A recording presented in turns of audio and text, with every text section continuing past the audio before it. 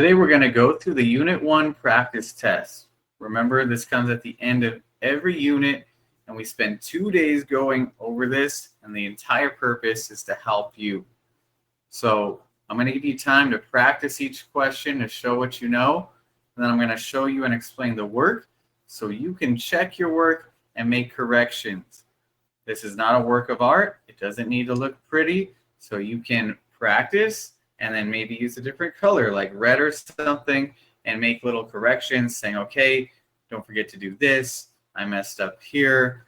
Oh, this is what I'm supposed to do. Things like that. So you can help yourself. Okay? And please make sure you do the practice test. It's the easiest 10 points you can get at the end of every unit. Okay? Because all you have to do is write down what I write down, take notes, and then you'll also be able to use this while you take the Part 1 and Part 2 tests. So it's really your best study guide you could have. We don't spend time reviewing Part 2 tests in this class, but if you've been doing the quizzes and studying and doing well, and then you study and do well on the Part 1 test, Part 2, you will know. Okay? So just take a look. Part 1 test is 12 questions, 3 points each. So if you feel like the computer marked you wrong when you should have been marked correctly, email me. You don't want to lose 3 points a question for points you deserve. Okay? So if you add all these up, let's see, 10 points for the practice test, plus 36 for the Part 1 test, 46, plus 27 for the Part 2, that is 70. 46 plus 27, 73 points. So please make sure you do this and do it well. You do get points in this class just for completing it.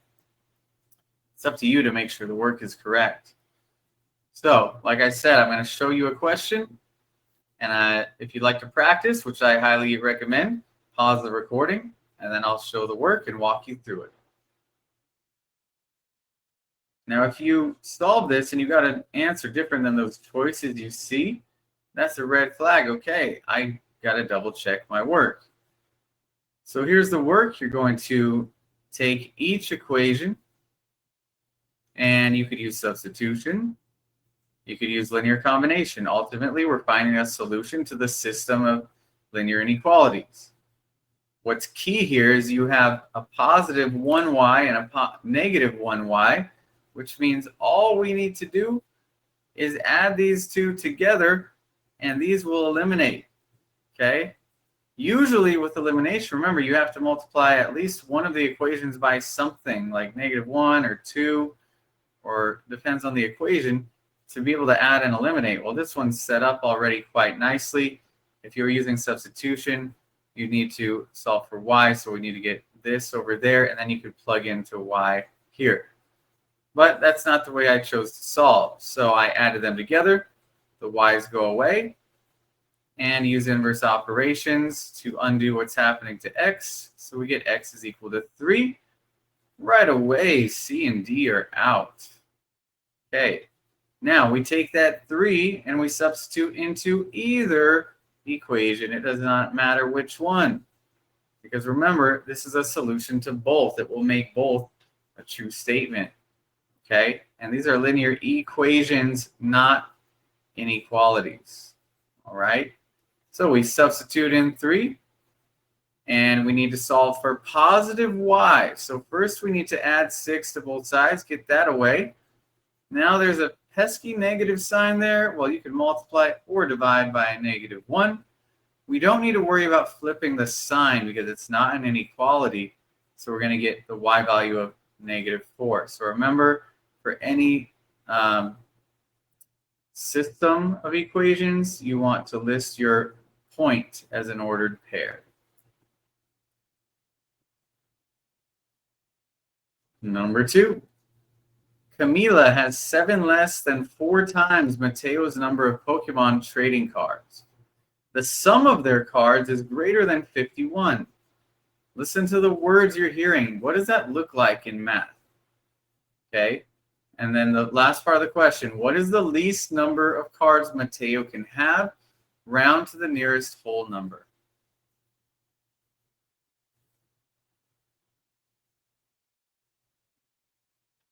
So they tell us more about Camila than they do about Mateo. They say Camila has 7 less. Well, 7 less, hopefully we know that means subtracting. Okay, so we're going to have a -7. Then it says 4 times. Well, we don't know how many cars Mateo has, so we're just going to say Mateo's is x. -7 plus 4x. And then we're just going to say Mateo, like I mentioned, is x. And the part here tells us that the sum of their cards is greater than 51. So M plus C is greater than 51. Now we need to substitute. We said x is for Mateo, so we're going to plug in x where we see the M. We're saying this represents Camila, so we're going to plug that in where we see C. And we combine like terms. Okay, now we have our 5x there, and we need to solve for x. So we use inverse operations once again, adding 7 to both sides, dividing both sides by 5. Now, it's not dividing by a negative, so we do not flip the sign. Okay, and divide 58 by 5. That's 11.6, and x must be greater than that. So the answer is actually 12. Here's why. Have you ever collected anything? Do you want to damage those collectibles? Probably not. So it says round to the nearest whole number because you don't want to tear cards up. We're not going to say, oh, yeah, it's have more than 11.6. Let's talk about whole cards. So the closest whole number that makes this a true statement is x has to be greater than 12.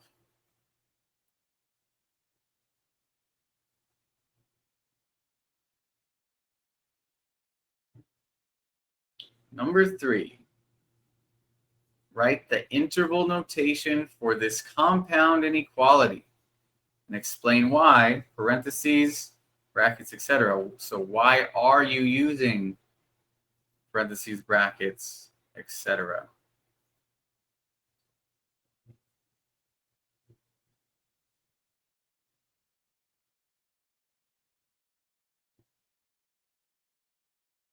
If this is what you got, then you're on the right track. Well done. Okay, so let's take a look. Remember, you can make a number line if that helps you. But the x's are where the solutions are. So if you have a number line, let's draw one over here on the side. 4 we'll say is here, 8 is there, 0 of course is down here, bigger numbers on the right. So they're saying x is less than 4. Well, it's not or equal to, so it's open dot. Remember that also is the same as parentheses. And x is less than, so we're going in this direction forever. 8 is equal to, so that's a solid dot. Okay, let me remove that. There we go. And 8 is included, so that's a bracket. Okay, so 8's included, 4 is not. And now we read this from left to right. How far left does this line go? All the way to negative infinity. Okay, then we move on to the right. We see value of 8 included. How far right? Well, x is greater than or equal to 8, so all the way to positive infinity. So I've explained why in brackets and parentheses verbally to you, and it's written out in text there for you to read.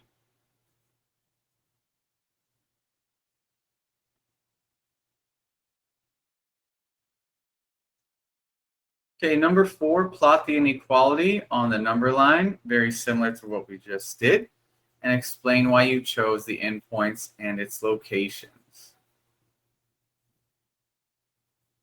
So in this class, anytime you see the word explain, that should mean use words. Okay? Put your thoughts on paper. So the first value we care about is negative 0.9. You see that shown with the open dot.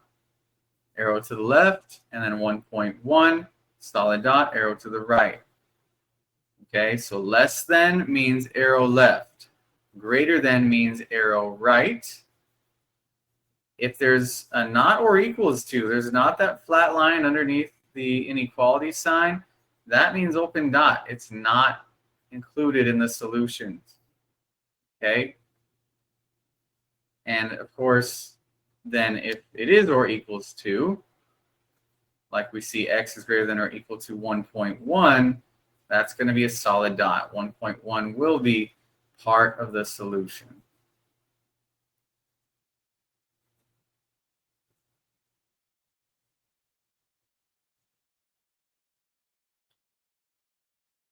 Okay, number 5, solve for x. Hopefully you remember how to do this. We did this before in lesson 1.06. See if you remember. Give it a try.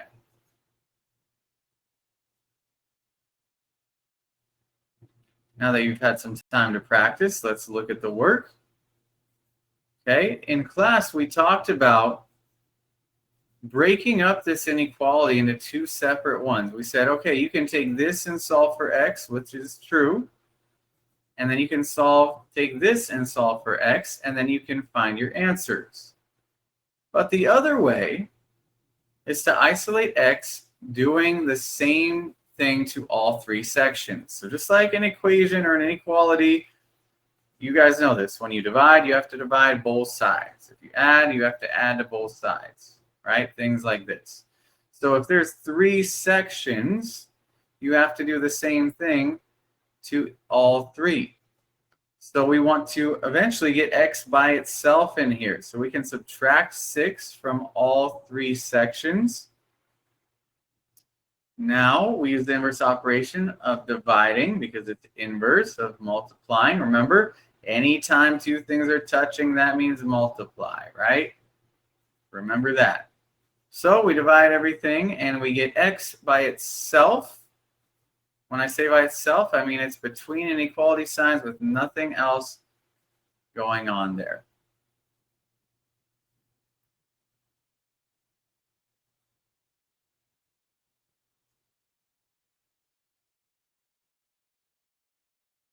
And our last problem for day 1 of our practice test is this one. Solve for x.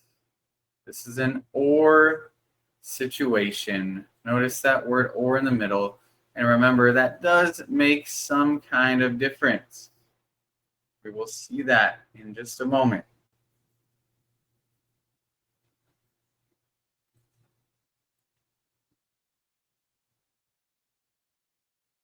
You should have taken each inequality and solved for x in this situation. So we see that on the left and the right. The bottom line is isolate for x over here and then separately x over here.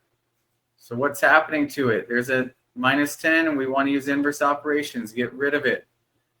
Then there's multiplication, inverse operations, get rid of it. Notice we did not multiply, divide by a negative. Inequality sign did not flip. Okay, so x is less than or equal to 3.